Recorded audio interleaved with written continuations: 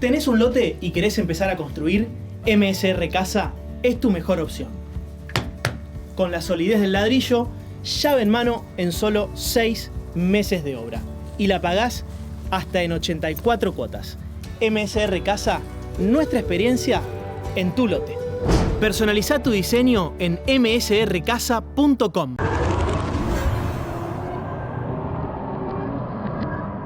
Banco Coinac, más de 40 años, junto al agro, la industria y el comercio. www.bancocoinac.com. Banco Coinac, el banco de la región y la gente. Las promociones de Mamina. El miércoles es tu día. Disfruta de los mejores sándwiches y postres con un 20% de descuento. Hacé tu pedido todos los miércoles.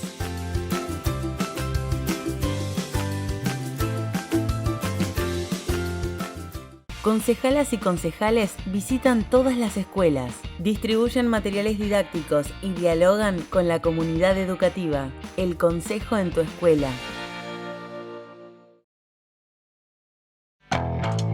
Now when I was a little boy, at the age of 5, I had something in my pocket, keeps a lot of folks alive. Now I'm a man of 21,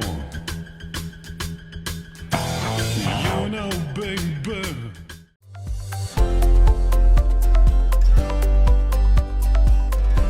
Y continuamos en 52 minutos. Ahora vamos a ir a temas internacionales que, claro, afectan de forma directa también al contexto en que se desenvuelve la República Argentina. Convocamos para ello a un especialista, a un periodista internacional de la política online, Augusto Taglioni, con quien vamos a abordar dos temas fundamentales para la agenda internacional. Primero son las elecciones de Brasil. Augusto estuvo cubriendo allí, enviado como corresponsal, y le vamos a preguntar qué estuvo observando en esos días, en esas horas de muchísimo laburo, y donde hubo una victoria de Lula en términos numéricos, pero políticos, una gran elección del presidente Bolsonaro. Augusto, muy buenas noches. Fabricio Navone te saluda. ¿Cómo estás? Hola Fabricio, ¿cómo están? ¿Todo bien? Bien, vos, gracias por atendernos. Y bueno, contanos un poco ahí en la reflexión que haces después de haber estado varios días en Brasil. ¿Cómo viste esa elección y qué sensación te llevas para la segunda vuelta?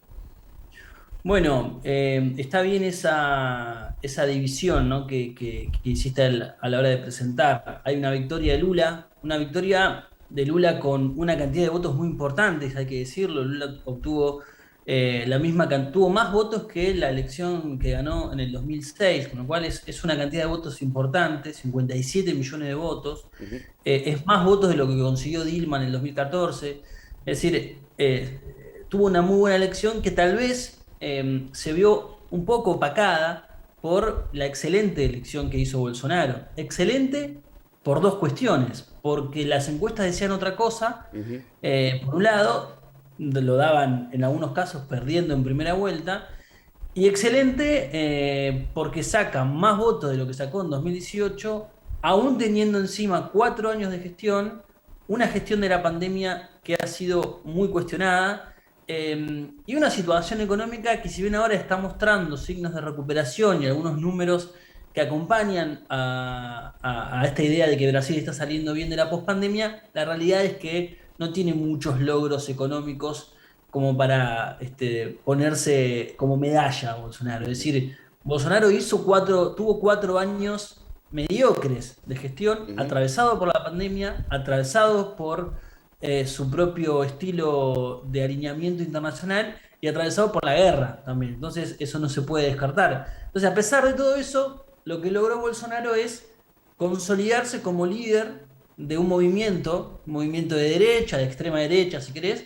pero un movimiento masivo, macizo, compacto, que apoya donde ha sido muy efectiva la narrativa de Bolsonaro en relación a los valores, en relación a lo que representa, a los males que representa Lula y que representa el PT para la democracia brasileña, ¿no? Digamos, me parece que eso es uno de los elementos que deja la primera vuelta.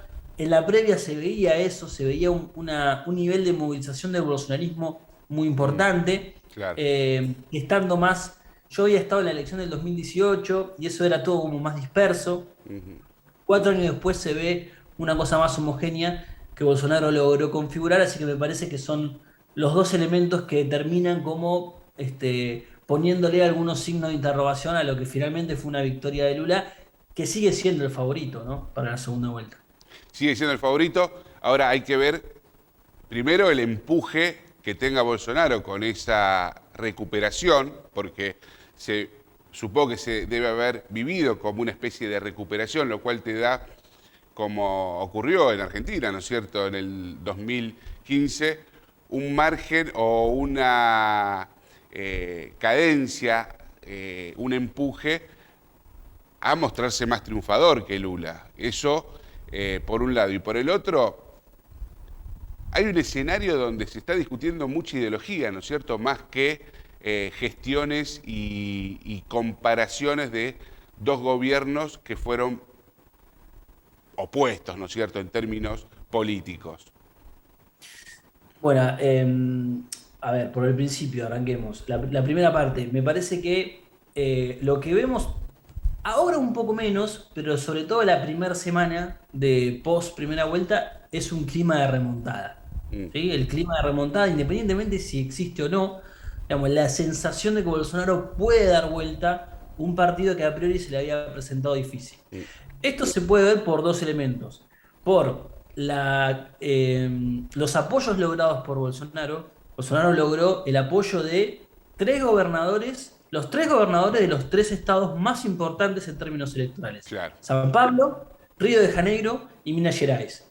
San Pablo es el candidato del candidato del PSDB, el viejo partido histórico de Fernando Henrique Cardoso, que salió tercero en la elección estadual de San Pablo, perdió. La segunda vuelta va a ser Fernando Haddad del PT y Tarcísio Gómez de Freitas de Bolsonaro. El gobernador de San Pablo lo apoya, anunció su apoyo a Tarcísio y a Bolsonaro. El gobernador de Río de Janeiro, Claudio Castro, que es bolsonarista, que es del Partido Liberal, y el gobernador de Minas Gerais, Romeu Zema, ¿sí? Este es importante porque hay una máxima en Brasil que es que el que gana Minas Gerais gana la elección. Entonces hay una recorrida con el gobernador de Minas, que ganó en primera vuelta la elección, que puede generar una sensación de remontada. Entonces me parece que ahí hay un punto que habrá que ver si se logra o no se logra. Y después Bolsonaro tiene dos cosas. El Estado, anunciando los pagos del Auxilio Brasil, subsidios, anticipo de aguinaldo para las mujeres, etc. Y tiene una maquinaria digital muy poderosa que distribuye noticias falsas todo el tiempo, todos los días. Y eso también es parte de la campaña. Qué difícil eso. Vamos a cambiar un poco de tema porque quería abordar también con vos. Ahí vos en la política online seguiste muy de cerca, con información exclusiva y con muchas voces también del vecino país, la situación de la hidrovía atravesada por cierta intención del gobierno de Paraguay de establecer una base militar norteamericana, lo cual cambiaría la geopolítica en torno a la hidrovía. Y te pregunto como rosarino, que estamos muy pendientes de lo que pase en uno de los activos logísticos más importantes que tiene el país, por donde se va el 80%, el 90% de la producción que se exporta de Argentina. ¿Cómo es esa historia, Augusto? Bueno, son como varias ventanas que aparecen en relación a la hidrovía y a esta intención que tiene el gobierno de Paraguay de instalar una base militar allí.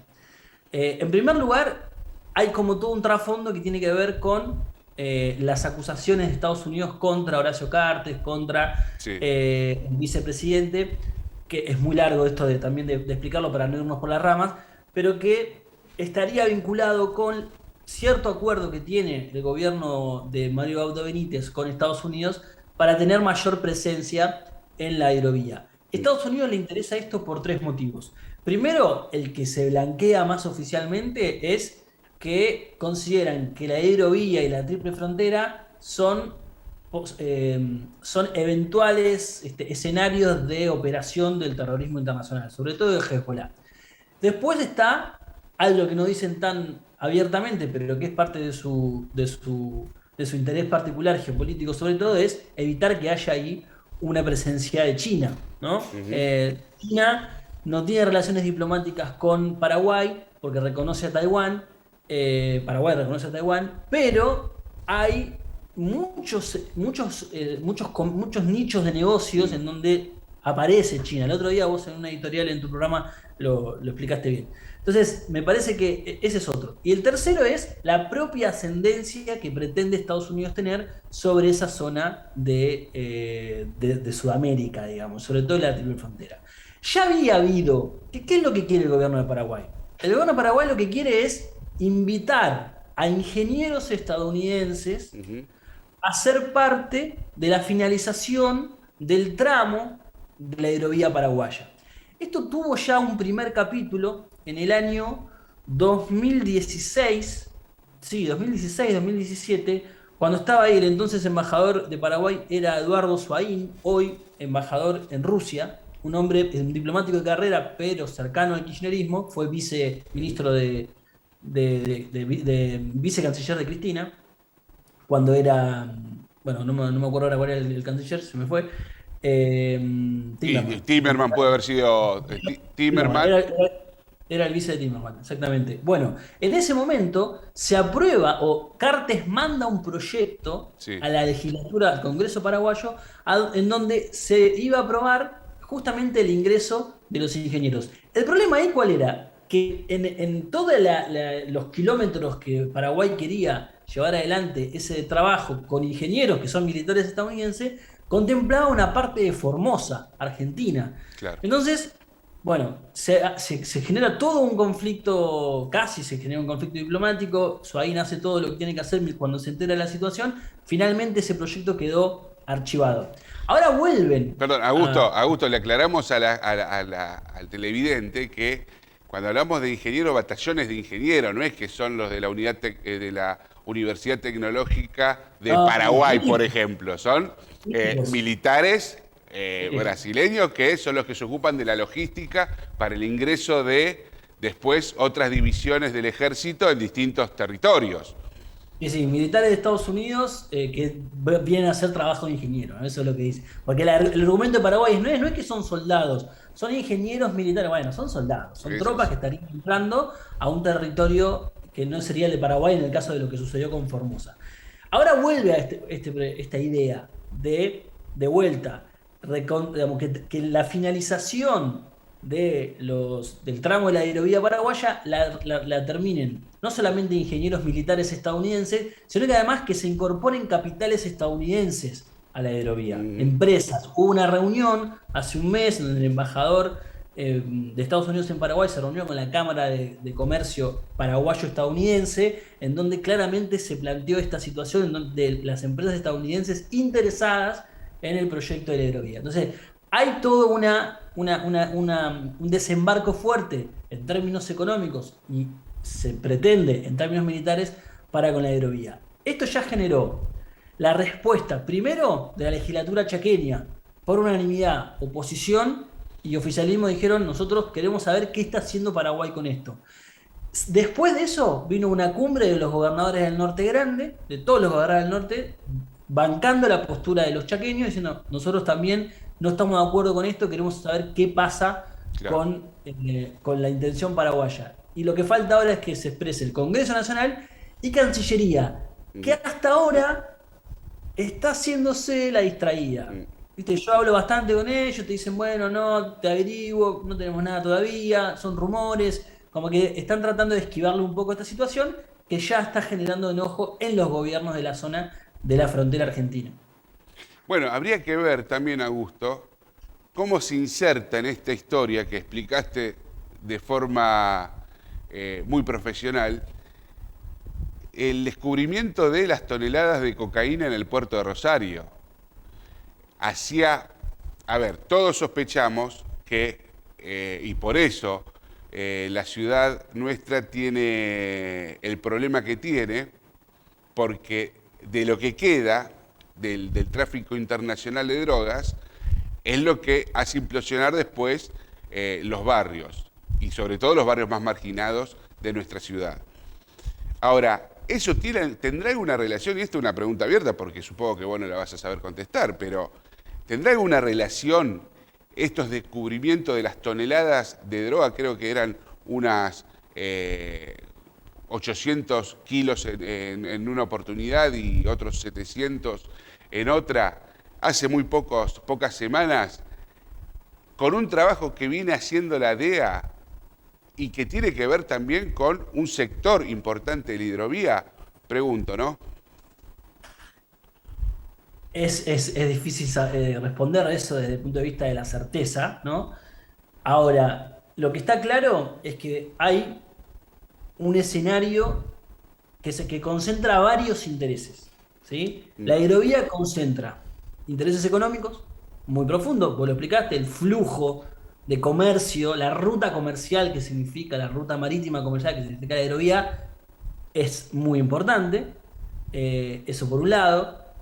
Y de ahí también el interés de Estados Unidos de ser parte en términos de capitales económicos de ese proyecto, la influencia, los intereses geopolíticos que puedan aparecer ahí a partir de esa concentración y ese flujo comercial, y después lo que está vinculado con todas estas ventanas que se abren a partir, que dije al principio, ¿no? que se abren a partir de la realidad paraguaya.